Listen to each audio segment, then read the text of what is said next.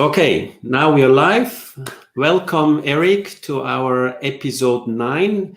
We already are at number 9 with this new idea of talking with the authors of the International Journal of Aesthetic Dentistry. I'm happy to have, after having guys from the adhesive dentistry part and followed by Zucchelli talking about periodontology, I'm happy to switch over to a very hot topic in dentistry, which is implant dentistry. And in implant dentistry, we will go into a very specific or deeper topic called zirconia implants. And Eric, you are based in Belgium, in Antwerp. Yes, in Antwerp, Belgium. And also a supporter of the European Academy of Aesthetic Dentistry and the journal for a long time. I thank you very much for that. Yes. Let's just share the publication that I added to the screen, what we are talking about. So this was back in 2012, so 8 years ago. A long list of contributors to this article. At that time, zirconia implants were considered something experimental. Maybe you tell us a little bit more. Why did you start exploring zirconia implant at that time? Well, I have to tell you that the zirconia implant that we designed and we developed was together basically with a group from University of Liège with Eric Rompen and Bernard Toiti. And it was basically also a sidekick or a side project coming from the curvy abutment.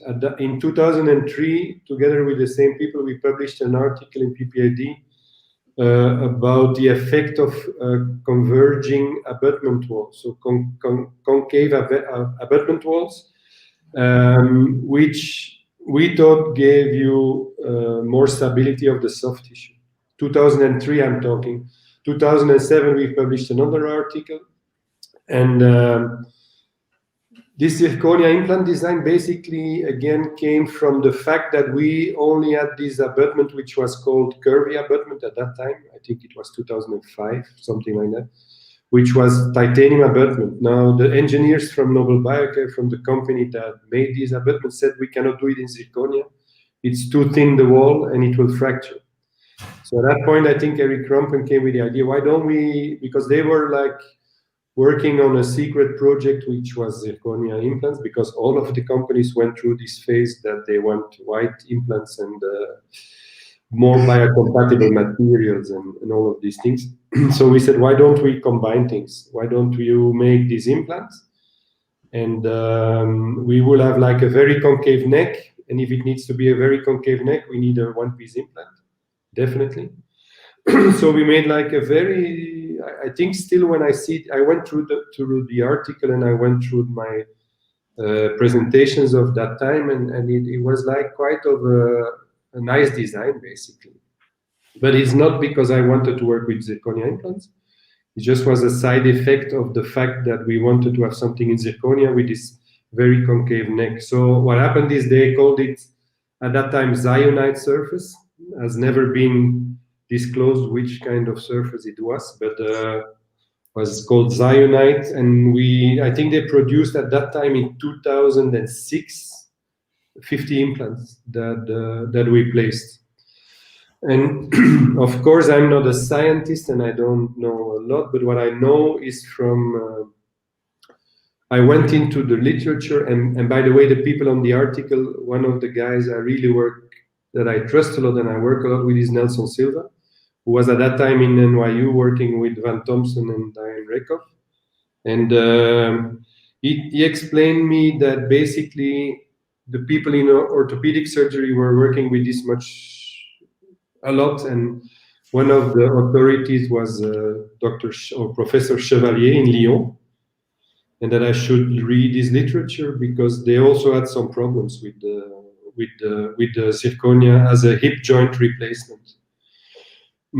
So I started to read a little bit, and but mainly what happened is I think I placed like 15 or 20 of these implants. Many of them go very well, but we also have like with all of the implant systems and all materials you use, you have a learning curve, first of all, and secondly, you have like things that go wrong, and it's important to show the nice things, but also the things that happened, even if you have only 15 to 20 implants placed. I never placed zirconia implants after, not because I don't like it, but just because I think I'm still asking myself, why would I need a system that is one piece?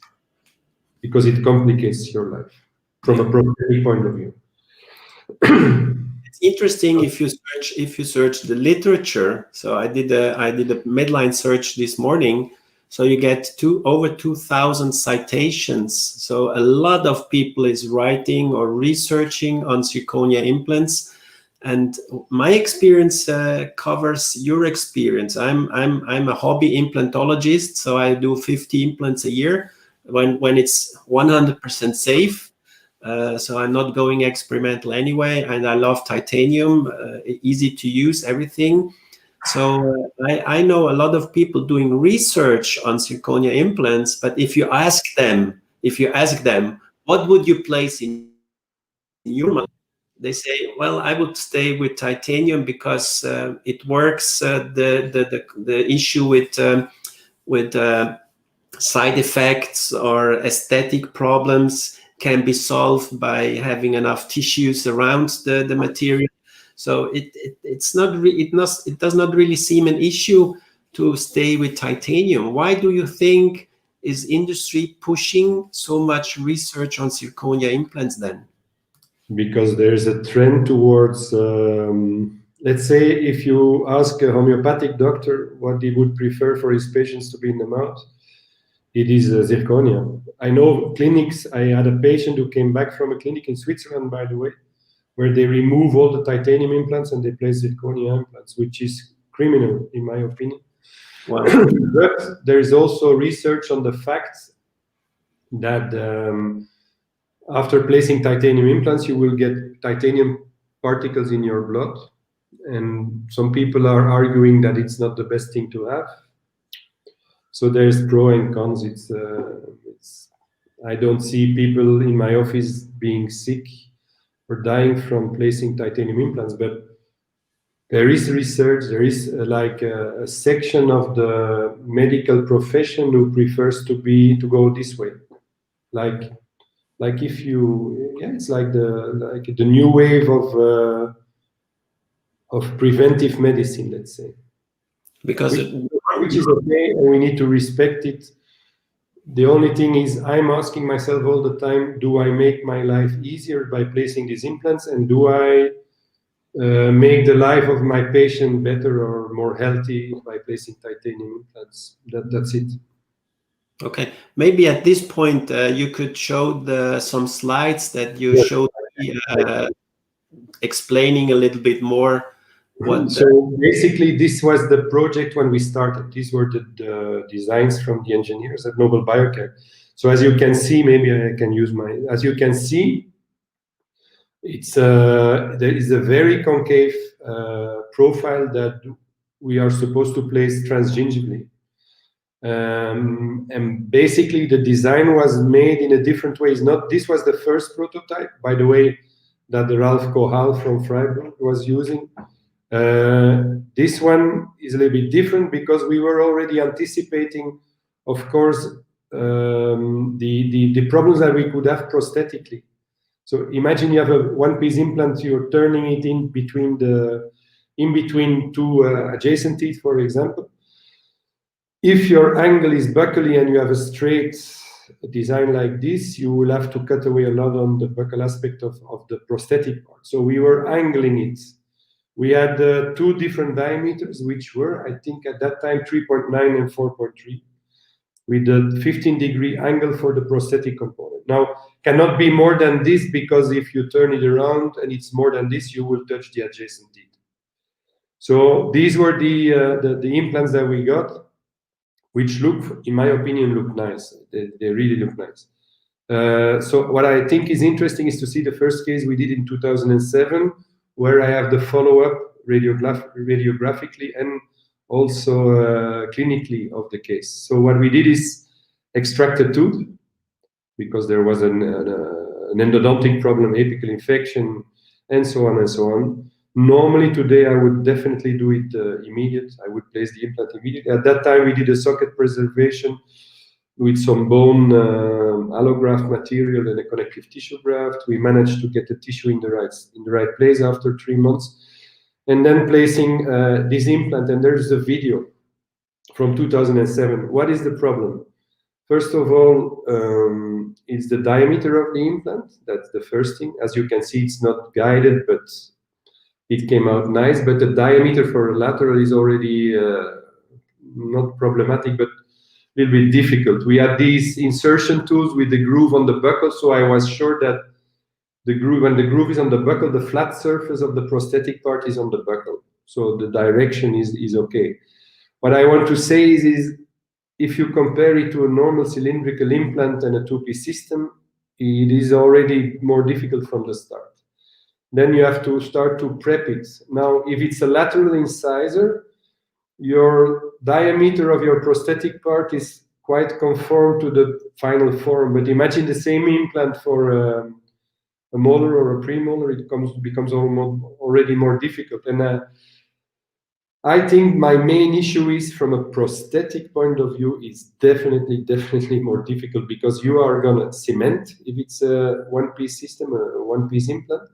And secondly, to get the right gingival form, let's say adapting to the final form of the tooth, is going to get more difficult. So imagine if it would be for the canine next door, it would be not so easy. You will have to prep more subgingival, so your cementation line becomes more subgingival. So many constraints from a prosthetic point of view. Anyway, this is after 3 months of healing. You can see it on the old style tomography that it's okay. The bone. Did you put temporary there? Excuse me? Did you put the temporary crown? An immediate loading temporary crown. Yes. Okay. It was there. I didn't put the slide in there, but that's it. This is 2020. It still looks nice. Now, what is one of the nice advantages of this one-piece system? First of all, you don't connect abutment. That I think is important. The second thing is the color of the tissue. And especially the color of the tissue where you have the transition from the implant to the bone. I know that if you have 3 millimeters of thickness of soft tissue, that is not important which material is subgingivally.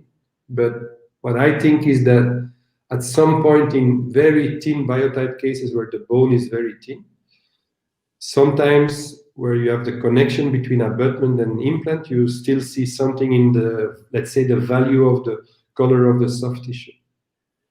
That I can see. So today what we are doing with titanium implants is, as much as we can, we place the implant on the palatal aspect, because the risk is less to have some kind of discoloration of the soft tissue.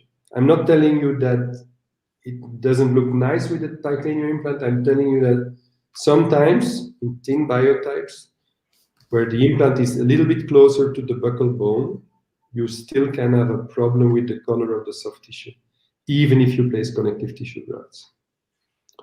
That's my experience after 40 years, but maybe just my clinical observation, let's say.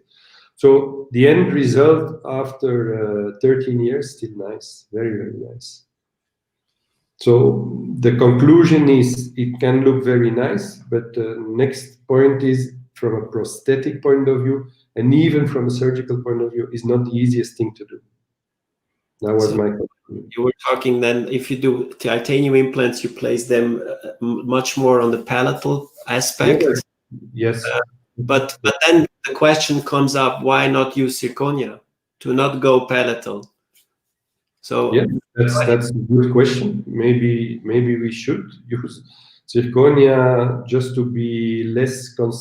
The problem in this case, the main difference between that period and now, at that time, everybody was saying that there is no issue if you cement a crown on an implant, on an abutment for a two-piece system, or on a one-piece system like this one. What I think is that today the difference is that whenever we can, we try to make like a screw retain restoration for many reasons. Many reasons. So today we like to screw retain. In the case of one-piece implant, you cannot screw retain. So then comes the question: why not use a two-piece zirconia system? Yeah. Well, I think the two-piece zirconia systems are more recent now. Maybe I didn't follow the evolution of the materials. Maybe they are stronger, they are more biocompatible. Maybe there's less phase transformation, so aging of the material, because that I think is also important to understand. Why did they have problems in hip surgery? It was aging of the material, transformation from tetragonal to mono. I forgot the word. Monoclinical. No, but so it was your personal decision to say, okay, I made some experience with zirconia implants, but it's not my preference or not my first choice to do it on my patients. Is that correct? Yes. So, but you had like not the 100% good feeling. So what I can hear from your statement is the number one issue that is now being discussed is, can we have two-piece solutions with zirconia implants? How is the screw retention possible? So can we copy what is successful in titanium implant also in zirconia? But this is very recent, so maybe you will start looking at zirconia in a few years. Maybe yes. Maybe yes. If I would know that the material is as good as titanium from a strength point of view, if I know they don't fail. What I heard is there were some two-piece systems that a very high failure rate from a mechanical point of view. Yeah. So maybe this was the first generation. So maybe the second and third generation, they will improve it. I have no ideas. Yeah. No, because if you look at the literature, the consensus you find is long-term results are still missing. So Yes.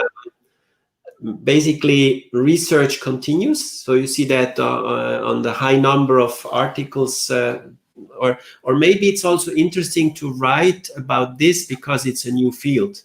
So researchers, you see when you look at the literature, regardless what you are looking at, you can take composite fillings, you can take any periodontology topic or implant topic. It's coming in waves. Yes. So, and the zirconia implants had the first wave, let's say in 2012 to 15. Then it flattened down, and now it's coming back. So it's coming back, a new wave. You see a new wave of articles, and a lot are review articles. So, for example, in perio papers, so they're talking about all the things. And one thing that is interesting is it seems that zirconia is a very biocompatible material. What are your experiences about this? My experience with zirconia is mainly not really from this, since I only did 15 to 20 cases. But what I can see is, if I have to give some kind of comment when I work with zirconia, is on abutments, no? What we see with highly polished abutments, sometimes I didn't put it in the lecture now, but I can see after 3 to 4 years, sometimes you have like bone apposition below very highly polished zirconia abutment. We see bone growth, but it's not only with implants, you can see it. We saw it, and I think there's an article about it, with pontic design, with nice pontic design where the zirconia is in the pontic, you see bone apposition. Of course, it's clinical case documentation, but I think it's a very biocompatible material. I'm sure it is a biocompatible material. That's why in orthopedic surgery, they wanted to go to this material also. They still want to. But the next issue for me is, I think for prosthesis and for implants and in orthopedics and in dentistry, we will go more and more towards, I think personally, I will be retired, but it will happen at some point that they will print these materials. And apparently, if I listen to the researchers in university, I think it's less easy to print zirconia also than titanium. So this Yes. is another.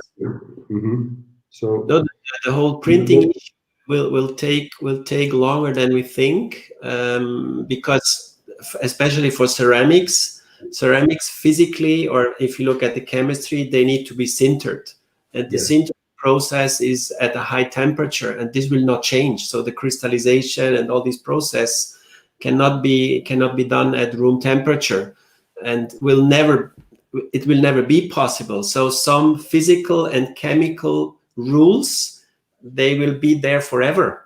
Maybe if you look at I don't know, science fiction movies, we can overcome this. But in our world, or today, we are limited to some physical and chemical rules, and I think printing, especially printing ceramics, will take much longer. So what we can do, we can print the green state of the ceramic, but then it's much easier to pack it into a block of powder and then mill it and sinter it. So for example, I'm doing chairside zirconia. You can mill a crown in 10 minutes, you sinter it in 17 minutes. So in half an hour, I can produce a zirconia crown. And imagine if printing takes 12 hours, then you have to sinter it for 12 hours. So that's it's not practical, this technology today. We are working on a project with the university in Leuven, with the engineering department. What we see is the tolerances, for example, of titanium, the industrial, the good brands of implants is 10 micron. You will never be able to print now with the best machines with these tolerances. So you have to post-process all the time. So that's the factor still now that is like a little bit more. Let's say it makes you think why to make life difficult and not go the simple way. And it's the same, I think, for me. In my mind, it's the same with zirconia now. Of course, we are using a lot of almost exclusively zirconia abutments on titanium implants. That's something else. But what I think is interesting also maybe is to show you a case where I had issues with this implant, where I had to remove the implant after 10 years. And that's it. Yeah. You share this, please. Yes. So let me go here. Because these were two adjacent implants, and I can tell you, we placed the implants also in 2007. It looked amazing. And there's two things you can see here. Three things, basically. Even if you lose a lot of bone, sometimes when you did connective tissue grafts, the tissue is still in place. That's the first thing. The second thing is you can see fracturing of materials.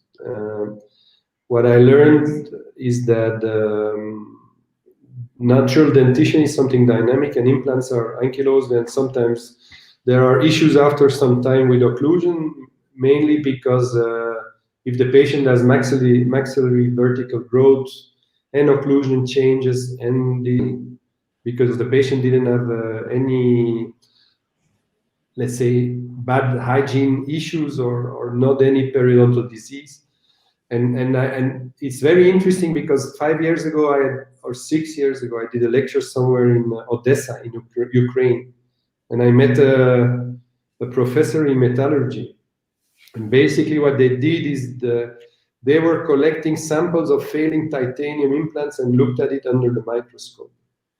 And they saw that I think, I don't remember exactly the number, was very high, like 80-90% of the implants that we lose because we think it's because of peri-implantitis and bacterial disease, if they go under the microscope, they just see micro cracks in the material. It's metal fatigue.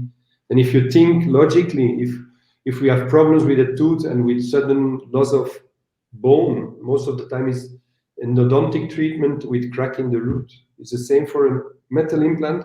It's the same with aging here of the zirconia. Maybe the micro cracks that come after aging and phase transformation of the material create this. But what I want to show you is this. Look, it was one piece.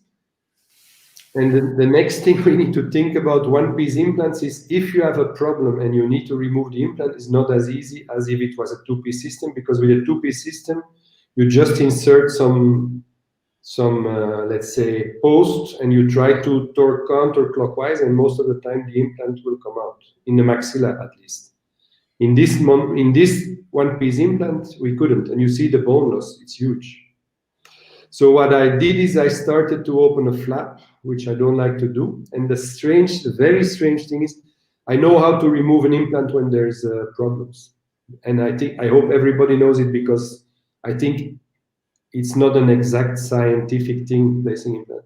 I mean, we're going to lose some implants also. Everybody's going to lose some implants, so you need to know how to remove them. Basically, what I normally do is I will take a burr and I go around, and then I will take a forceps or some kind of device to turn it counterclockwise, and the bone will crack, the link will crack. What happened here is you can see one implant on the right side of the screen, one implant was already removed. But the implant that I removed cracked immediately. It's like so brittle, you cannot believe. So that made me think, because if it's very brittle, at some point there's something that changed during the 10 years, in my opinion at least. And the second one I removed a little bit differently. I went deeper with the Zirconia, with the burr, taking care of not removing the buccal bone, but just removing it like. So the first one, when I did this, it cracked immediately. This would never happen with a titanium implant. It would bend but not crack. So then whenever it's like this, you can turn it counterclockwise and you remove it, okay? So then we place one implant. That's less important. It's just another way to approach these cases. It's to place one implant in between the two centrals, very deep, preferably a grade 5 implant, and having this pink porcelain. It's always a solution for everything. So this is in place now for 2 or 3 years. It looks great, no problems. We have like 10 or 15 of these cases, very specific cases where we do this. But just to tell you that we had some issues with these implants. I don't know exactly what it's about, but I think it's about getting the aging of the material. And aging for me of metal, of even titanium, happens also. The aging provokes cracks probably, or components that will fracture. We all see it. We all see it. And that's why I think we should go to grade 5 titaniums, because they're stronger. You see what I wanted to tell you. So grade 5 would be the last generation of titanium implants. Is that correct? It's already there, but I mean in orthopedic surgery again, which should be a reference for us. Yeah. Because the numbers are much higher and the loads are much higher probably. They use grade 5, medical grade 5. It's stronger. Now you have to think in yourself something. Sometimes we see patients and they have problems with implants, and it can be. There's this study from Jung group also that the issues we have with the implants can be mechanical, can be biological, can be many things. What I think is the weakest link will break can be the crown, can be the screw retaining the abutment on the implant, or can be the implant itself. The thing I like more is the screw to break, not the implant to break. So if it's grade 5, probably you have less chances of breaking the implant. It's a very logical way of thinking, in my opinion. No, I completely agree. So first of all, this degradation of materials is an issue in all parts of dentistry, from filling materials, from bridges we are doing, everything. So so why not also implants are having this issue? I'm sure about that, and a lot of biological factors coming from the patient. I see all the patients have other problems. You mentioned the discussion about roots getting more brittle. So there was a recent study about why are teeth or root fracturing more with older people. Yeah, because the dentin and everything gets degraded, so the risk of fracture is higher. So yeah, maybe we are not made to get that old. But maybe we should not promise the patients that the treatments are eternal. I mean, the solutions are eternal. No, some people, they still say an implant is eternal. No, it's not eternal. Nothing is eternal. No, absolutely. And especially in young people, we had a discussion with Mark Hürzeler. When should you place an implant? So I think we are trying to postpone implant therapy at older ages than we did a few years ago. That's a very weird discussion, Alessandro, because you still see vertical maxillary growth sometimes in patients that are 70, 60, 80, more in female around 40, so there's no age. The question is if you're going to prep in your daughter a virgin tooth to have a different solution than an implant. That's maybe more relevant, I think. Absolutely, absolutely. So what would you say to young dentists? Should they look into zirconia as an implant material, or wait, or what would be your recommendation? That's a very difficult question. No, I think my recommendation should be you should always broaden your spectrum. You should know it exists. You should probably try it, but I would not advise a young dentist that has little experience in prosthetic management, in prosthetics. I would not push him to use a one-piece zirconia implant or even a one-piece titanium implant. Just, I think, as much as we can keep it simple, the better it will be. And young dentists, probably if you have been treating 10,000 implants in your career, you are a little bit more skilled in understanding the problems that can happen. If you're young, you should try to simplify as much as possible so you get at the least possible complications. And there are complications. That's my advice. Yeah, super. No, thank you very much for sharing your knowledge and taking your time. Maybe you have like a last word on the journal. So we have a Facebook group, and we have also started now an Instagram account, which I'm proud of naming it the first peer-reviewed Instagram account. So and when I started this, when I started promoting it as a peer-reviewed Instagram account, in 1 week I had 1,000 new followers, and I think this is the way to promote also what the journal is promoting. So trying to tell young dentists and everybody in the world that high-level clinical dentistry is something you should go for. I know that not everybody has the patience, not everybody has the time, but try to learn from the best, like you and all the authors of the journal, to have also the passion. I feel with all the authors of the journal have a passion for what they're doing, and you see it how they present it. So good documentation is important. And we started also a competition. We want to motivate people to send in their cases. And we have established like a social media editorial board to judge on the cases. And yeah, maybe somebody's also showing something with zirconia implants. I don't know, or something else. But yeah, thank you very much. Maybe you have a last word from your side there. My last word will be that as you know, I always had a lot of respect for this European Academy of Aesthetic Dentistry, and mainly the reference for me, and basically the only journal, almost the only I really read, is your journal. Because I think the quality, not only from layout and the excellence of the cases that are there, it always motivates me to try to become better. And I think, like you say, if there is no passion, there's nothing about dentistry. You need to have like a goal, you need to have passion in your job, because otherwise it will not hold for 40 years. But it's definitely the reference for me worldwide if it comes to what I want to read. So thank you very much. This was my pleasure, or I thank you very much for this positive feedback at the end. And thank you everybody for watching or rewatching later. And if there are some comments, you can add the comments on Facebook or on YouTube, and we will be there to answer your questions. So stay tuned. Thank you very much, and have a great weekend, Eric.